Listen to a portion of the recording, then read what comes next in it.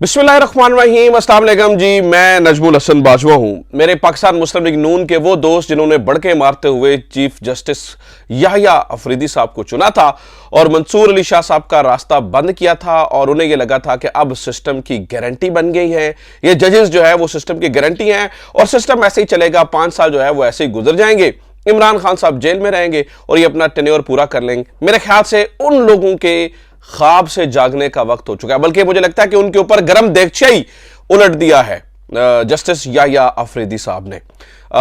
मेरे वो पाकिस्तान मुस्लिम लीग नून के तमाम पटवारी दोस्त जो कि इश्क की हद तक मुब्तला हैं मियां नवाज शरीफ के साथ या पाकिस्तान मुस्लिम लीग नून के साथ, वैसे इस तरह के लोग अब बहुत कम रह गए हैं और वो मंतक से नहीं सोचते हैं। मेरी उनसे दरखास्त है कि इस वीडियो को यहीं पे छोड़ दें, ये वीडियो आपके लिए नहीं है। आप ऐसा कीजिए, अब ख्वाबों के अंदर जो है ना वो पार्लियामान जिंदाबाद के नारे लगाइए। अब ख्वाबों के अंदर आप जो है ना वो पार्लियामेंट को सुपीरियर करार दीजिए। हालांकि पार्लियामेंट सुपीरियर होनी चाहिए किसी और तरह से, आपने उसे बनाने की कोशिश की किसी और तरह से जाती मफाद के लिए, तो जुडिशरी ने रिटेलिएट करना शुरू कर दिया है। जैसे याहिया अफरीदी साहब ने जो 3 विकेटें गिराई हैं, 3 विकेटें उड़ाई हैं, उसका पहला नतीजा आज मौसूल हो चुका है। इसके ऊपर तफसीलन बात करेंगे किस तरह से इनके प्रोग्राम को वार दिया है जस्टिस याहिया अफरीदी ने और किस तरह से एक इंतहाई अहम तरीन बिल पार्लियामान में पेश होने से रोक दिया गया है, फिलहाल उसको रोक लिया गया है। इसके ऊपर तफसीलन आपके सामने कुछ चीजें मैंने रखनी है। इसके अलावा नाज़रीन इकराम, आज अडयाला के अंदर कुछ सुर्ख नंबर प्लेट वाली गाड़ियां गई हैं, उसके ऊपर बहुत ज्यादा लोग जो है ना वो चहमगोइयां कर रहे हैं कि यार ये अमेरिकी गाड़ियां, ये अमेरिकी गाड़ियां क्या करने गई हैं अडयाला। उसके ऊपर मैं आपको तफसील बताऊंगा। जो लोग समझ रहे हैं वैसा नहीं है, लेकिन उसी से मुतालिक एक और बहुत बड़ी अपडेट है। इमरान खान से मुतालिक मैं बात कर रहा हूं, अमेरिका से इमरान खान से मुतालिक भी एक अपडेट है, उसके ऊपर भी बात करेंगे। लेकिन सबसे पहले आलमी मंजरनामे पे कुछ चीजें ऐसी हो रही हैं जिनका जो डायरेक्टली ये इंडिकेट कर रही हैं कि इमरान खान वापस आ रहे हैं। आलमी मंजरनामे पे 2-3 चीजें ऐसी हो रही हैं जो डायरेक्टली इंडिकेट कर रही है कि इमरान खान वापस आ रहा है। सबसे पहले नाज़रीन किराम हम इस मौजू के ऊपर बात करेंगे। आपसे दरखास्त यह है कि चैनल को सब्सक्राइब जरूर कर लीजिए और ज्यादा से ज्यादा लोगों तक जरूर शेयर कीजिए। आपको अंदाजा नहीं है, बल्कि आपको बहुत अच्छे तरीके से अंदाजा है कि किस तरह से टीमों को बिठाकर उन तमाम लोगों की व्यूवरशिप को ब्लॉक किया जा रहा है। कोशिश की जाती है कि कम से कम उन्हें लोग देखें जो इमरान खान की बात करते हैं, जो मेरे ख्याल से राइट नाउ मैं तो इसे ऐसे कहूंगा जो हक और सच की बात करते हैं। बाकी आप इसे किसी भी तरह से ले सकते हैं, लेकिन अगर आपको लगता यह है, अगर आप ये समझते हैं कि हम अब तक खबरें दुरुस्त पहुंचाते हैं, ठीक पहुंचाते हैं, तो आप हमारा चैनल सब्सक्राइब जरूर कीजिए और ज्यादा से ज्यादा लोगों तक शेयर जरूर कीजिए। आपकी सब्सक्रिप्शन बहुत मैटर करती है। अच्छा सुन लीजिए जनाब, आजकल मुझसे बहुत ज्यादा लोग सवाल पूछ रहे हैं, चूंकि नवंबर आ चुका है, अमेरिकन इलेक्शन है, तो हर बंदा एक सवाल पूरा, बहुत चीजें गड़बड़ हो रही है ना, इधर से उधर उधर से उधर। हर बंदा, मैं जिनसे मिल रहा हूं आजकल यहां इंग्लैंड में भी, हर बंदा एक सवाल करता है, इमरान खान का क्या बनना। खासतौर पर ओवरसीज पाकिस्तानियों को तो कुछ ज्यादा मोहब्बत है इमरान खान से, तो हर बंदा ये सवाल पूछता है कि भाई इमरान खान का क्या बनना है, इमरान खान को बाहर आप छुड़वा रहे हैं या नहीं छुड़वा रहे हैं, इमरान खान बाहर आ रहा है या नहीं बाहर आ रहा है। बुशरा बीबी के बाद ऑब्वियसली उम्मीदें ज्यादा बढ़ गई हैं लोगों की। तो मैं 2-3 चीजें नाज़रीन किराम आपके सामने रख देता हूं, फिर फैसला आप कीजिए। सबसे पहली बात यह है, मैंने जैसे कल आपको बताया था कि इस वक्त बॉडी लैंग्वेज को नोट कीजिए गवर्नमेंट में मौजूद लोगों की और उनसे एक सवाल पूछिए कि इस वक्त नवाज शरीफ साहब अमेरिका में क्या कर रहे हैं, इस टाइम शहबाज शरीफ साहब सऊदी अरब और कतर क्या करने गए हैं। नाज़रीन किराम, ये डायरेक्टली रिलेटेड है इमरान खान से चीजें। इन्हें डर यह पड़ गया है कि अमेरिकन इलेक्शन जो नया हो रहा है वो हमारे तमाम मंसूबों को तरपलट कर देगा। वो किस तरह से, मैं ये नहीं कह रहा हूं डोनाल्ड ट्रंप आएगा तो सारी चीजें तब्दील कर देगा और कैमला हैरिस आएंगे तो सारी चीजें तब्दील कर देंगे। मैं आपको ये भी बता दूं, मैं आपको बारहा कह चुका हूं कि पाकिस्तान के ऊपर तो बहुत ज्यादा फर्क नहीं पड़ेगा बहैसियत रियासत, लेकिन इमरान खान वाले मामले में हिलजुल जरूर होगी। वो किस तरह से, वो इस तरह से कि नाज़रीन किराम फर्ज कर लीजिए डोनाल्ड ट्रंप आते हैं, डोनाल्ड ट्रंप आ जाते हैं तो वो तो ऑलरेडी एक्सपेक्टेड है कि उनके इमरान खान से ताल्लुकात हों और वो बाइडन पॉलिसी को कैरी नहीं करेंगे। ऑब्वियसली वो इमरान खान के बारे में इससे पहले एक जो है ना वो प्रेजेंटेशन भी ले चुके हैं, जिसकी एक वीडियो भी वायरल हुई थी जिसमें वो पूछ रहे थे कि मेरा दोस्त है इमरान खान के, तो उसके साथ क्या हुआ, वो आपको याद होगा। ऑब्वियसली उनके जहन में सारी चीजें, हालांकि हमारे जियो जो मीडिया के दोस्त है, खासतौर पर जियो, वो साजिद तारड़ साहब को लेकर बहुत ज्यादा प्रोपेगेंडा कर रहा है और पता नहीं क्या क्या कहानियां चला रहा है। उस चीज को छोड़िए, जो ट्रंप की जो एडमिनिस्ट्रेशन है वो इस बारे में बड़ी कीन है और वो इमरान खान के बारे में ट्रंप को ऑलरेडी इल्म है कि उनको पॉलिटिकली विक्टिमाइज किया गया और ये सारी चीजें की गई। तो ये एक बहुत बड़ा, अगर तो ट्रंप वापस आते हैं तो बाइडन पॉलिसी जो है वो डिसकंटिन्यू हो जाएगी और ऑब्वियसली वो अपनी पॉलिसी लेकर आएंगे। तो यहां पर अचानक पाकिस्तान के अंदर मामलात तब्दील हो जाएंगे, बदल जाएंगे, हालात बदल जाएंगे, जज्बात बदल जाएंगे, ये बात तय है। मिसाल लेते हैं, इस वक्त ये अमेरिकन इलेक्शंस का पता नहीं है, कभी कोई नंबर आता है, कभी कोई नंबर आता है, हमें अंदाजा नहीं है। हो सकता है, मिसाल लीजिए, मैं एक चीज आपके सामने रखता हूं, हो सकता है इस वक्त सोच के चलते हैं कि कैमला हैरिस आ जाए। कैमला हैरिस अगर प्रेसिडेंट आ जाती है तो क्या होगा? अगेन पाकिस्तान के लिए तो शायद बॉर्डर पॉलिसी कंटिन्यू रहे और पाकिस्तान के लिए तो कुछ चीजें और हो, लेकिन इमरान खान के मामले में बाइडेन पॉलिसी कंटिन्यू नहीं रहेगी। मैं आपको ये बड़ी वसूख से बता रहा हूं। वो किस तरह से? कैमला हैरिस के इर्द गिर्द पाकिस्तानी लोगों को देखिए, आपको अंदाजा होगा। ठीक है, ये वो लोग हैं जो दिन रात मेहनत कर रहे हैं इसके ऊपर। खास तौर पर मैं एक नाम आपके सामने रखना चाहूंगा, डॉक्टर आसिफ महमूद। डॉक्टर आसिफ महमूद बहुत ही इन्फ्लुएंशियल पाकिस्तानी। हालांकि हमने कसर को नहीं छोड़ी डॉक्टर आसिफ महमूद को, हमने बैनर लगाए और उसके ऊपर डॉक्टर आसिफ महमूद, हमने वो जो गद्दार वतन के बैनर लगाए ना, उनमें एक तस्वीर डॉक्टर आसिफ महमूद की भी थी।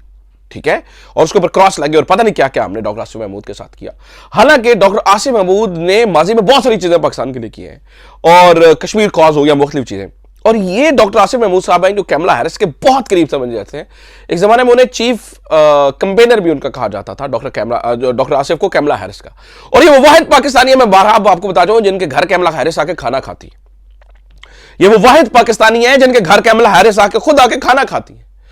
तो जो डॉक्टर आसिफ महमूद है, अब वो बहुत ही यहां पर डेमोक्रेटिक सोच के हामी है, और इमरान खान के बारे में उन्होंने बहुत आवाज उठाई है। बल्कि मैं आपको यह बता दूं, जो डोनाल्ड लू को बुलवाया गया था, आपको याद होगा, उसके पीछे भी डॉक्टर आसिफ महमूद का हाथ था। डॉक्टर आसिफ महमूद और बहुत सारे लोगों की, खास तौर पे आतिफ खान साहब हैं, और ये बहुत सारे, ये वो लोग हैं, आतिफ खान साहब, बरकी साहब, डॉक्टर आसिफ महमूद, ये वो लोग हैं। अब ये जो खास तौर पे डॉक्टर आसिफ महमूद, अगर कैमला हैरिस भी आ जाती है तो नाज़रीन किराम, मैं आपको गारंटी से बता रहा हूं कि ये पॉलिसी नहीं चलेगी। इसीलिए पमलपू से पड़े हुए हैं, इसलिए पमलपू से पड़े हुए हैं, इसीलिए इनको समझ नहीं आ रही है कि हम करें तो करें क्या।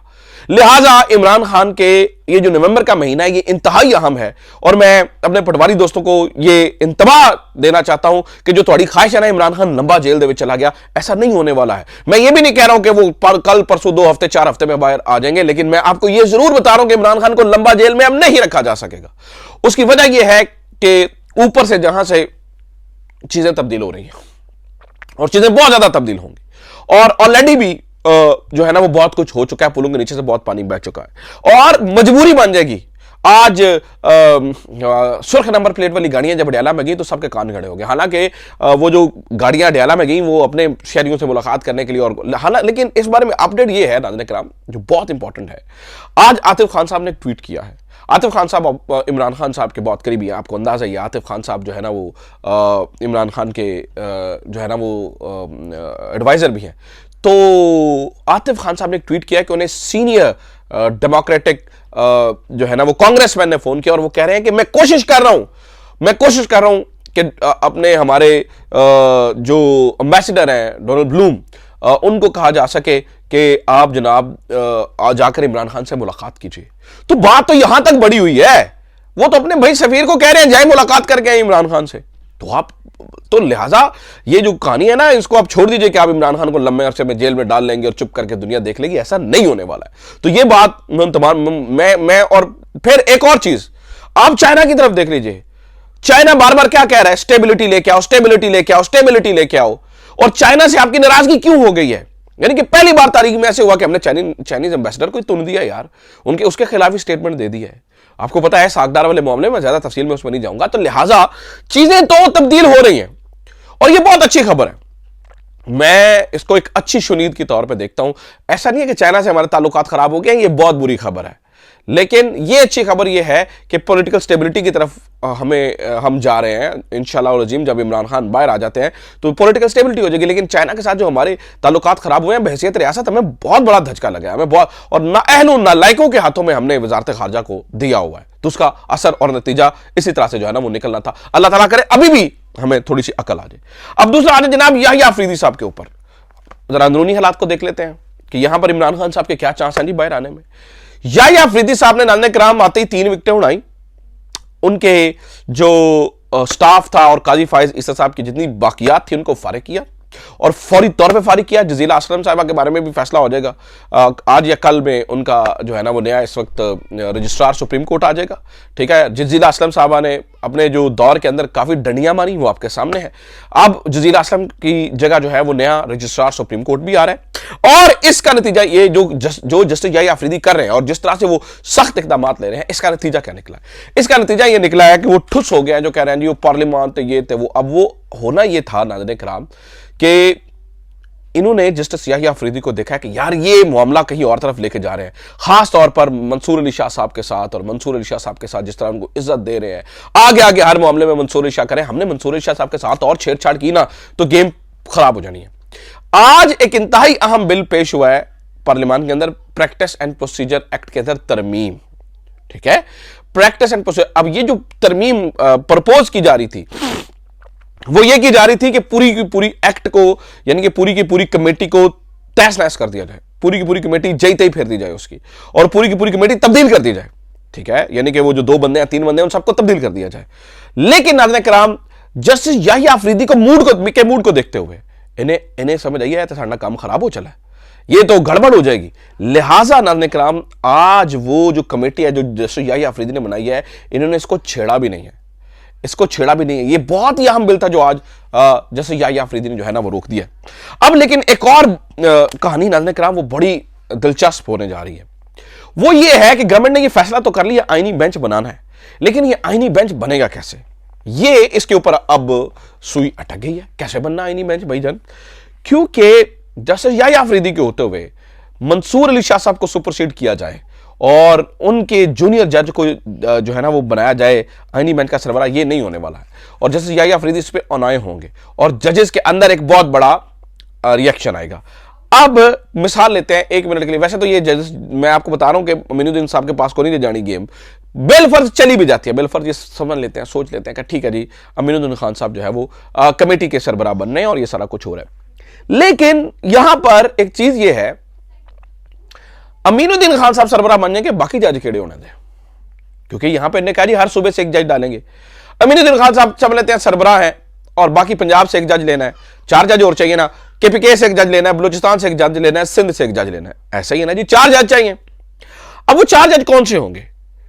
क्योंकि अगर अमीनुद्दीन खान साहब को लेते हैं तो उसके बाद जमाल मंदोखेल और नईम अख्तर अफगान से एक जज ले सकते हैं, और अगर नईम अख्तर अफगान को नीचे जूनियर जज को लेते हैं तो जमाल मंदोखेल जो है ना वो माइंड कर जाएंगे। और जमाल मंदोखेल फिर भी सेंसेबल वॉइस है, वो इधर उधर हो सकते हैं, लिहाजा गवर्नमेंट को डर है इस बात का, ठीक है।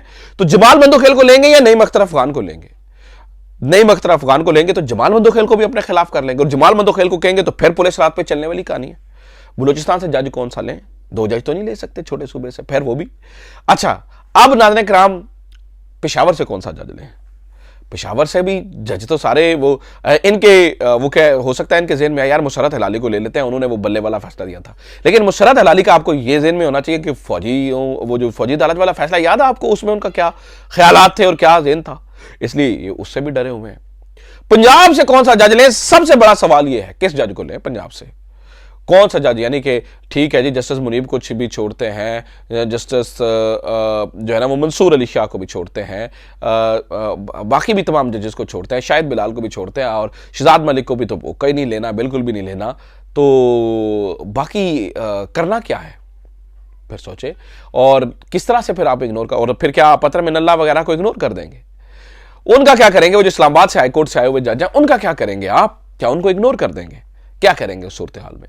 तो अब ये एक तथे तवे पे बैठ गए हैं और इन तथे तवे पे ये पुड़क रहे हैं, इनको समझ नहीं आ रही कि अब हम जाएं तो जाएं किधर, करें तो करें क्या, अब डाडा फंस गए। लिहाजा उसका एक तरीकाकार सोचा कि आज इन्होंने एक बिल पेश किया जी 25 जज सुप्रीम कोर्ट के किए जाएं, 8 जज यकमुश्त बढ़ा दिए जाएं और वो भी अपनी मर्जी के जज लेके आ जाए, उनमें से 4 जज को उठाकर जूनियर 3 जजों को उठा के आईनी बेंच में बिठा दिया जाए। This is their plan.